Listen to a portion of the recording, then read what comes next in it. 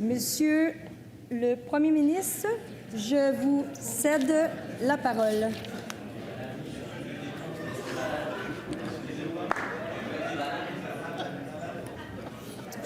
Bon. Là, juste, je vous rappelle qu'on doit conserver le silence, sauf la personne à qui j'ai donné la parole, et ça s'adonne que c'est Monsieur le Premier ministre. Oui, Madame la Présidente, je sollicite le consentement de cette Assemblée afin de présenter la motion suivante, conjointement avec le député d'Acadie, le chef du deuxième groupe d'opposition, le député de Jean Talon et la députée de Vaudreuil. Que l'Assemblée nationale rappelle que depuis 2 ans, il y a une agression armée de l'Ukraine par la Russie qui a de terribles conséquences humanitaires, notamment un lourd bilan humain, des destructions matérielles et des personnes déplacées. Qu'elle réaffirme toute sa solidarité envers le peuple ukrainien et les Québécois d'origine ukrainienne. Qu'elle salue la résilience du peuple ukrainien et réitère l'importance de poursuivre les efforts d'aide à l'Ukraine, qu'elle réaffirme le droit inaliénable du peuple ukrainien à son intégrité territoriale, qu'elle appuie l'imposition de sanctions contre la Russie et les efforts de reconstruction de l'Ukraine. Qu'enfin, l'Assemblée nationale observe 1 minute de silence à la mémoire des victimes.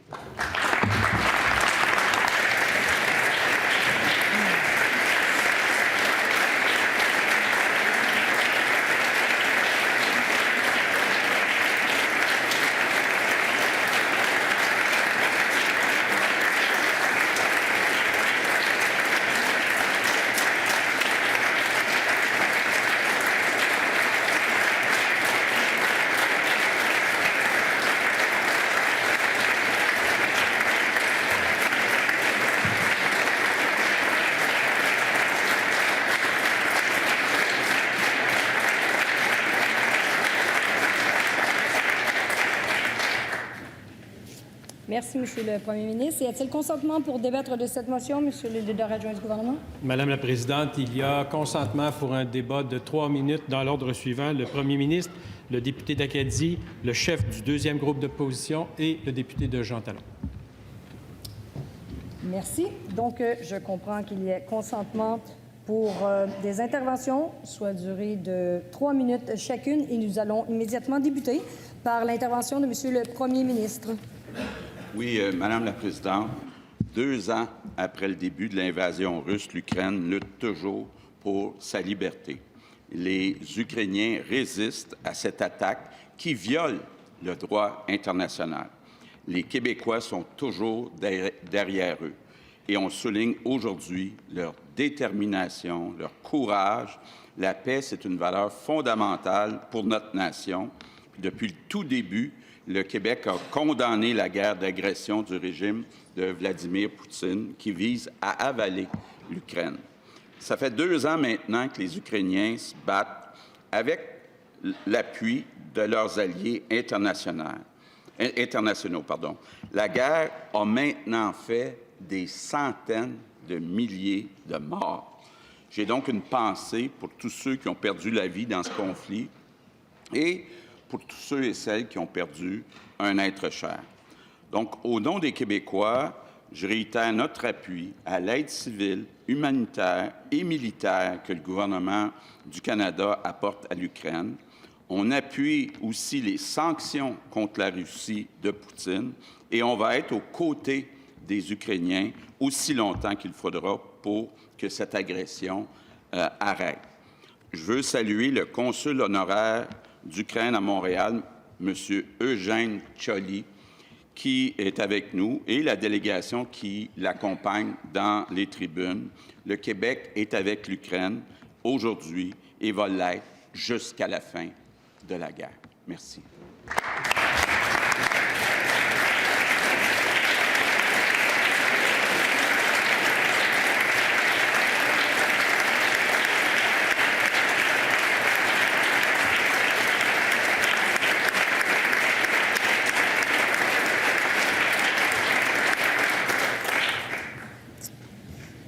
Merci, Monsieur le Premier ministre. Maintenant, nous poursuivons avec l'intervention de Monsieur le député de l'Acadie.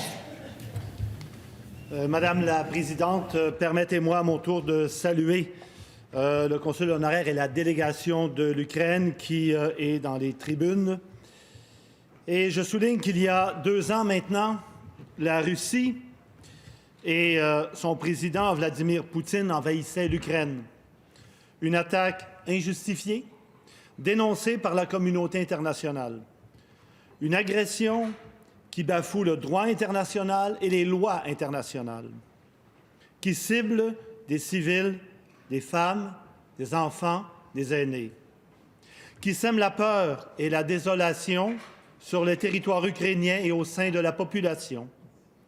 Le Québec a contribué en accueillant des réfugiés, des familles déplacées. On leur souhaite de trouver chez nous du réconfort. En attendant, on a vu dans plusieurs régions l'élan de solidarité qui caractérise les Québécois. Merci. J'ai une pensée particulière pour ces femmes et ces hommes dont les conjointes et les conjoints sont toujours là-bas en train de combattre depuis 2 ans maintenant. Je salue leur détermination, leur résilience et leur courage. S'il est trop tôt pour parler de reconstruire, il faut garder l'espoir, il faut entretenir l'espoir en attendant des jours meilleurs. Il faut aussi saluer la résilience du président Zelensky, qui travaille sans relâche pour sensibiliser toutes les nations du monde à la cause du peuple ukrainien. Cette guerre, plus elle perdure, plus notre inquiétude augmente. Les combats ont beau avoir lieu à des milliers de kilomètres d'ici, on sait qu'une défaite ukrainienne aurait des répercussions chez nous et au sein de l'OTAN. Un conflit généralisé serait lourd de conséquences pour l'Occident. Il faut donc saluer les gouvernements comme celui du Canada qui mettent en place des sanctions et qui envoient de l'aide à l'Ukraine. Nous avons hâte que les scènes d'horreur et de dévastation qui nous sont rapportées cessent et que la paix revienne dans la région. Pour terminer, permettez-moi de saluer la détermination et le courage du peuple ukrainien. Saluons ceux qui se battent pour repousser l'envahisseur. Saluons les héros qui tiennent tête à ceux qui attaquent nos démocraties. Saluons la mémoire des vies fauchées par la guerre, des combattants et des civils. Répétons le soutien du Québec à l'Ukraine. L'Assemblée nationale et le Québec se souviennent. Merci, Madame la Présidente.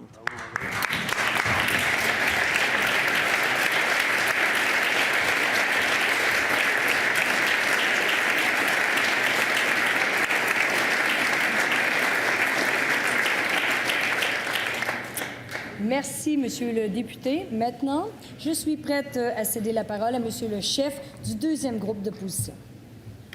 Merci, Madame la Présidente.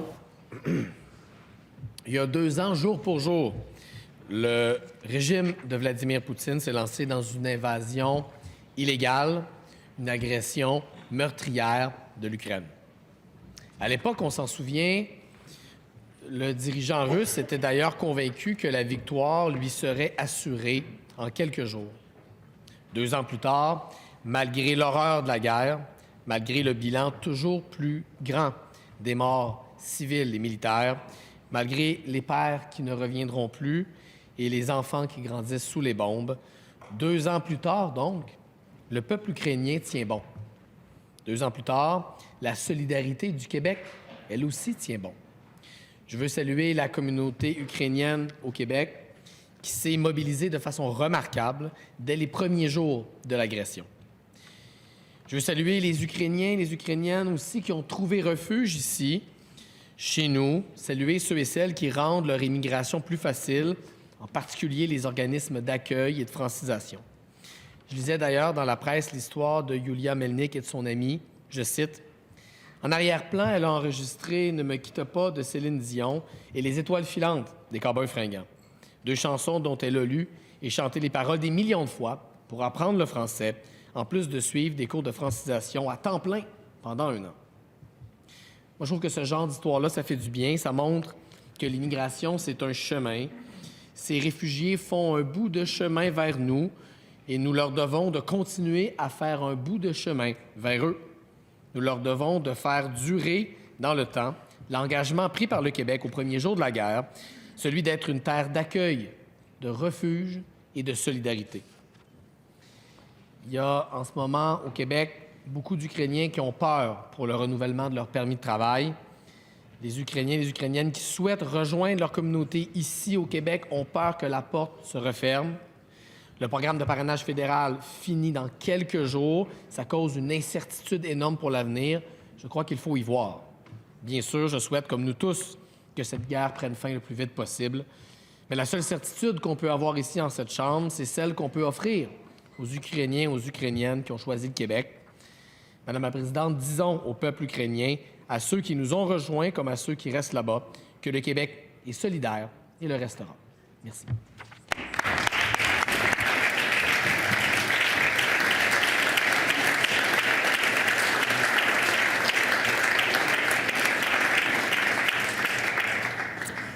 Je vous remercie, Monsieur le député. Maintenant, nous allons poursuivre avec l'intervention de Monsieur le député de Jean Talon. Madame la Présidente, Monsieur le consul de l'Ukraine, le 24 février 2022, la Russie lançait une offensive sur tous les fronts, terrestres, maritimes et aériens, contre l'Ukraine. Cette agression ouvrait un nouveau chapitre de l'histoire déjà longue de la résistance ukrainienne. L'Ukraine montre aujourd'hui encore, après 2 ans de résistance contre l'envahisseur russe, après des siècles de lutte contre les empires d'hier, que son désir de liberté et d'indépendance est toujours aussi vif.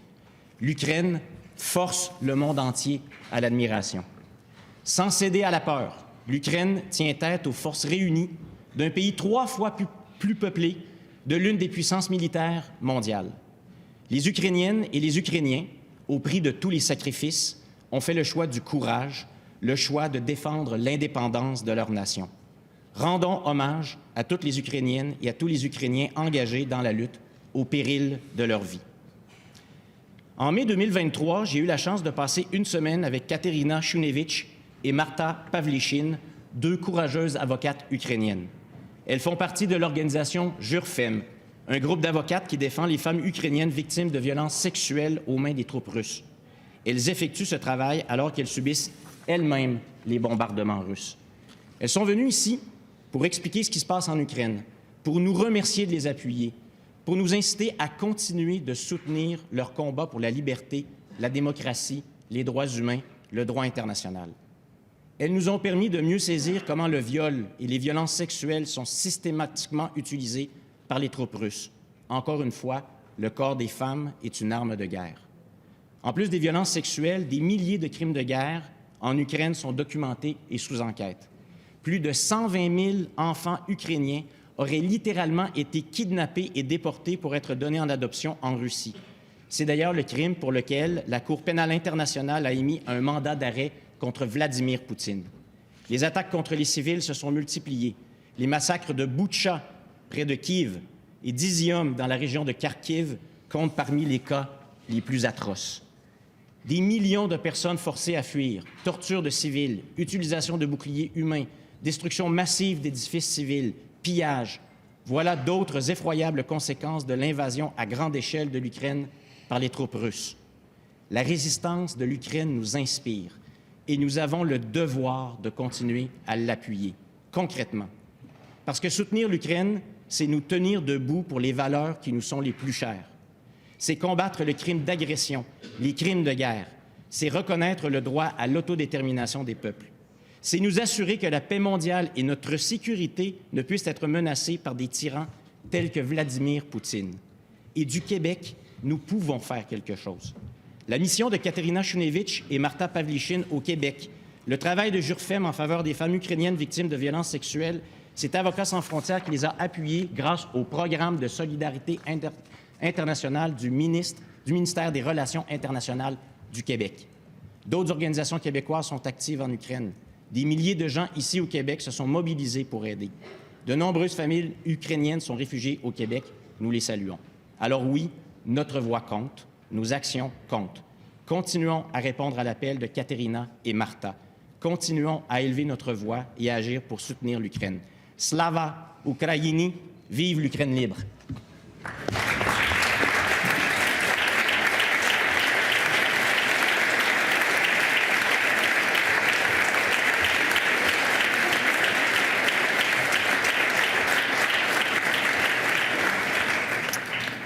Merci, Monsieur le député.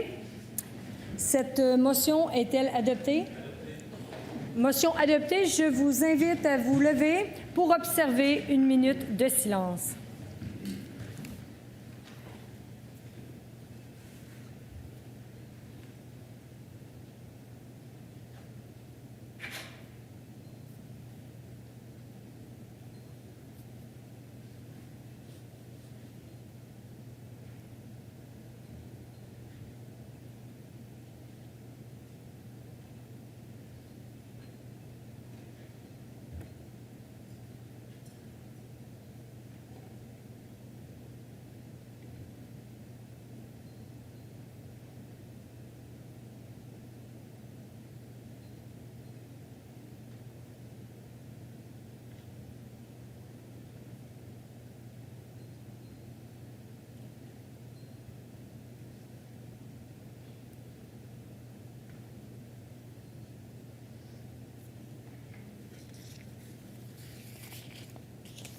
Je vous remercie. Vous pouvez vous asseoir.